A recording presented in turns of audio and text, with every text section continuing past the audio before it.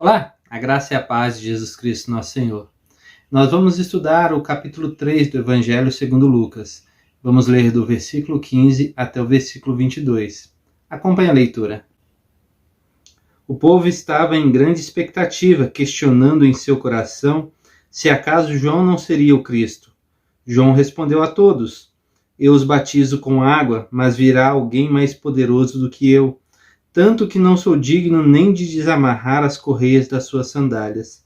Ele os batizará com o Espírito Santo e com fogo.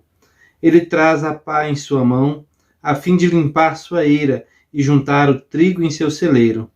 Mas queimará a palha com fogo que nunca se apaga.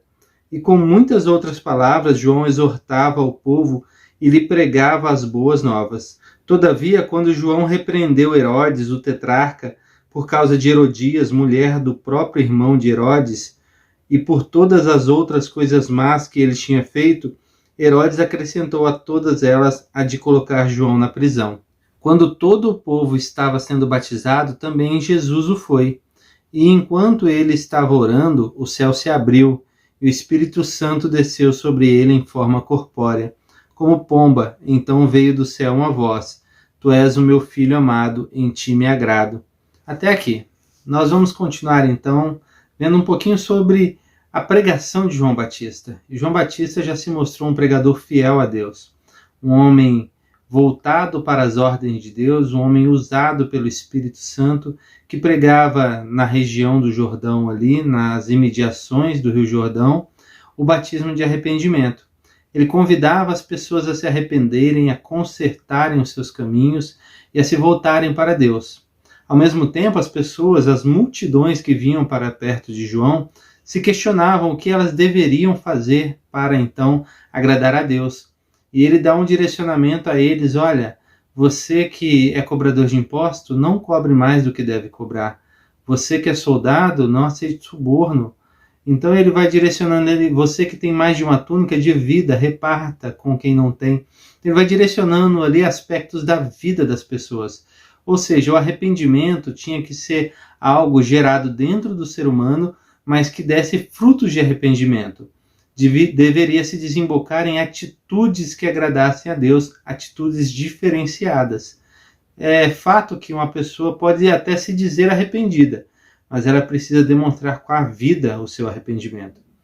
Então João continua pregando o evangelho de arrependimento, e a multidão agora começa a olhar para ele de forma diferente e começa a se perguntar: será que esse João não seria o Cristo que nos fora prometido? Então João faz questão de deixar isso bem claro, essa questão. Ele vai afirmar então no versículo 16: Eu os batizo com água, mas virá alguém mais poderoso do que eu, tanto que não sou digno nem de desamarrar as correias das suas sandálias. Ele os batizará com o Espírito Santo e com fogo.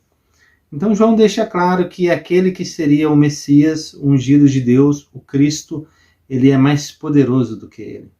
E o fato é justamente esse, que Jesus Cristo, para quem Jesus aponta e diz: olha, eis aí o Cordeiro de Deus que tira o pecado do mundo, esse Jesus é mais poderoso do que tudo, do que todos, porque ele é o próprio Deus encarnado, ele é o Criador dos céus e da terra, ele é aquele que realmente dá significado à vida.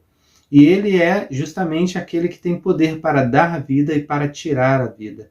E João deixa isso bem claro.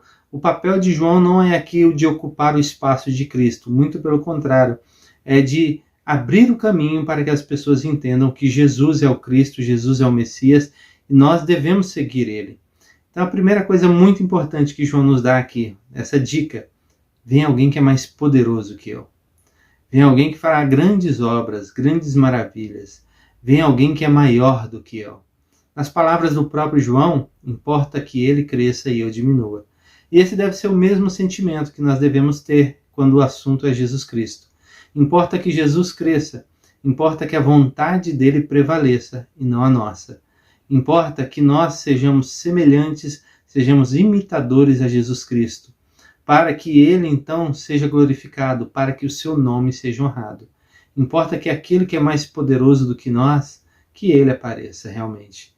Então, o primeiro direcionamento que temos aqui para as nossas vidas: você tem se preocupado com Jesus aparecer, com Jesus ser o foco das atenções na sua vida, ou você tem se preocupado em você ser o foco?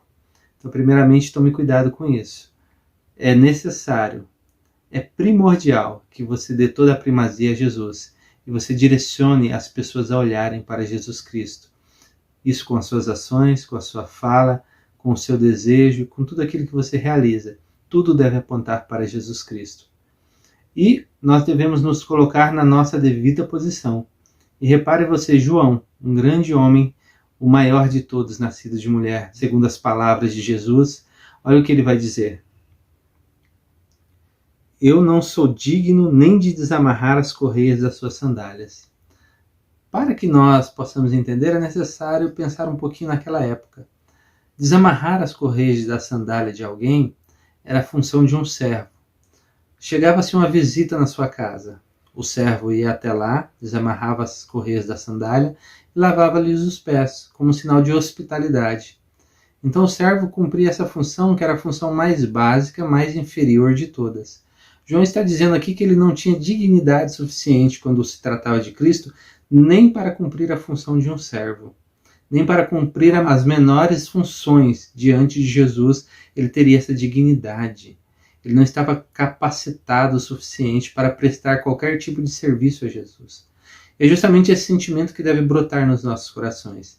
Esse sentimento de indignidade. Nós não temos dignidade alguma quando o assunto é Jesus Cristo.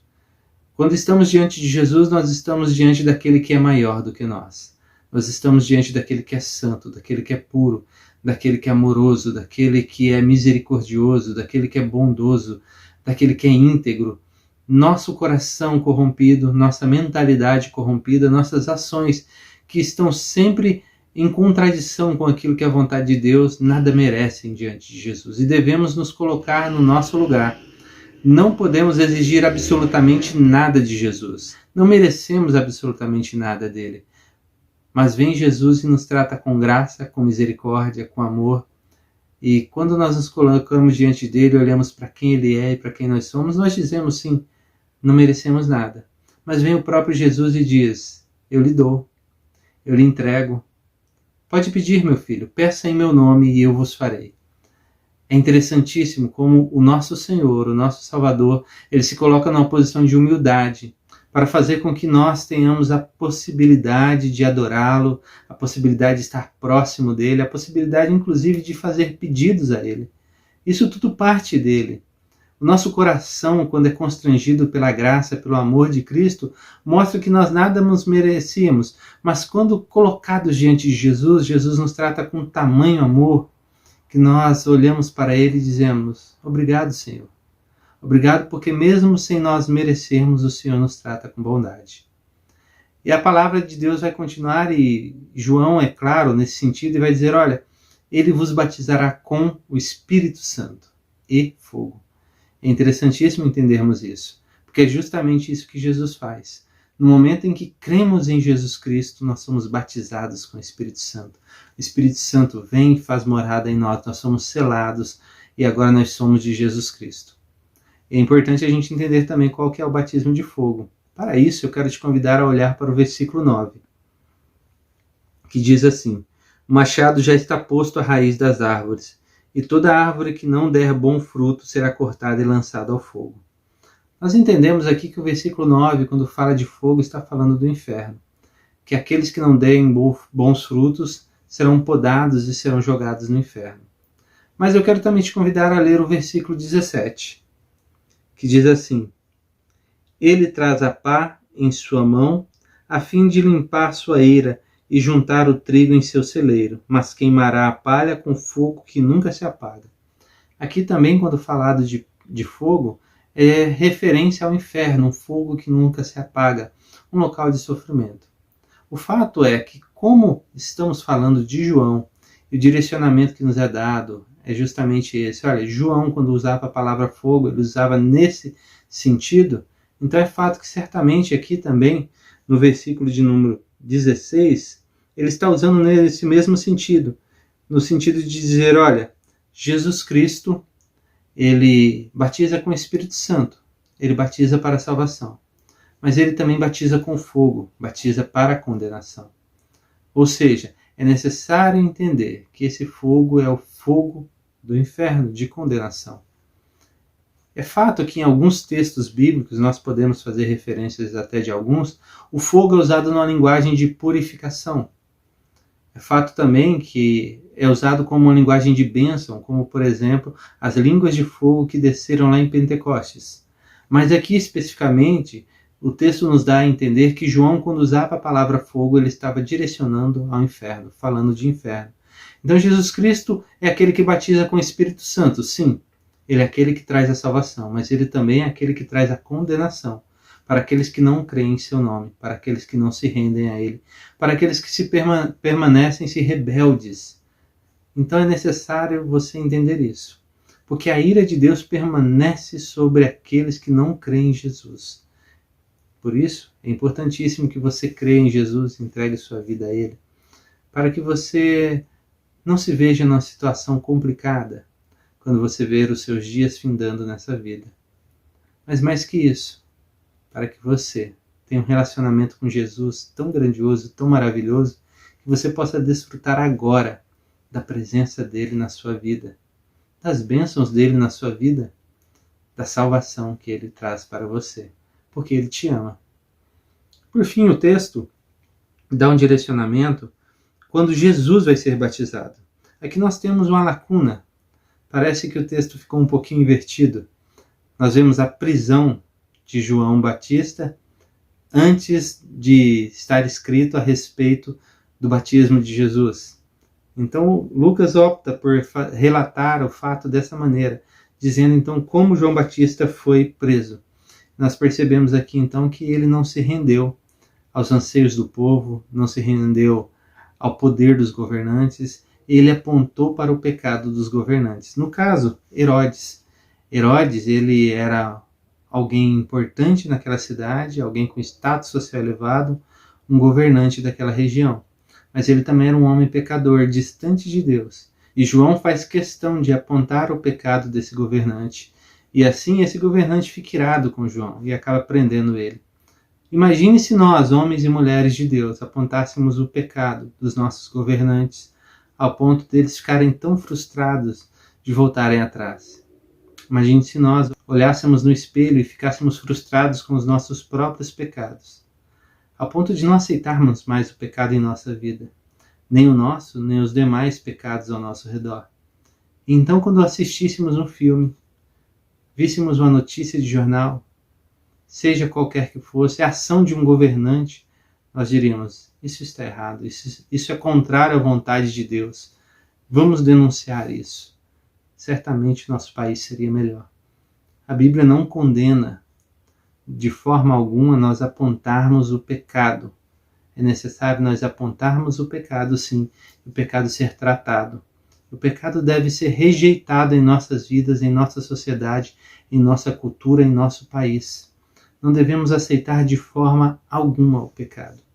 O pecado deve ser jogado às claras, trazido à luz para que seja tratado, para que seja punido, se necessário, mas para que essa pessoa se arrependa daquilo que cometeu e saiba que aquilo que ela realiza, ela ofende outras pessoas da sua sociedade. O pecado é algo mau, é algo desprezível, é algo que destrói, é algo que corrói, é algo que corrompe, é algo que acaba com a nossa sociedade e denigre quem é o ser humano. Então nós precisamos sim lutar contra o pecado constantemente, independente onde ele esteja, sem fazer conchavos, sem deixar que a balança penda para um lado ou para o outro. Devemos lutar contra o pecado. E João nos mostra isso. Ele não olha para Herodes e diz, bom, é um governante, não falarei nada. Ele aponta o dedo e desafia esse governante a mudar de vida. E nós devemos desafiar as pessoas a mudarem de vida e assim renderem a Jesus. É necessário arrependimento, é necessário confissão de pecados, é necessário perdão. Podemos até dizer que o amor de Deus é incondicional, mas o perdão de Deus não é incondicional.